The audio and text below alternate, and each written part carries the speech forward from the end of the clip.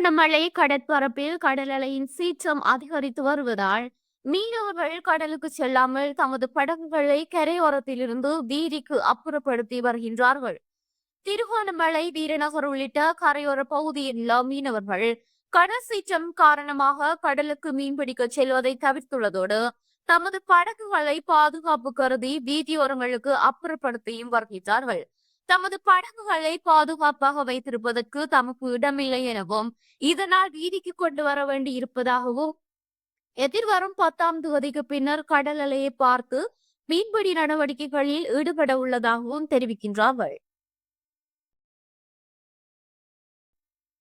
இதேவேளை வீரநகர் பகுதியில் கடலரிப்பு காரணமாக இதுவரை 4 வீடுகள் சேதமடைந்துள்ளதுடன் மீனவ சங்க கட்டிடமும் அபாய நிலையில் காணப்படுகின்றது. இது தொடர்பாக அண்மையில் கள விஜயம் மேற்கொண்டிருந்த பிரதி அமைச்சர் அருண், கரையோர பாதுகாப்பு திணைக்கள அதிகாரிகள் மற்றும் அனைத்து முகாமைத்துவ அதிகாரிகள் குறித்த பகுதியில் கடலரிப்பை தடுப்பதற்காக கற்களை போடுவதற்கு நடவடிக்கை எடுப்பதாக தெரிவித்து சென்றிருந்தனர்.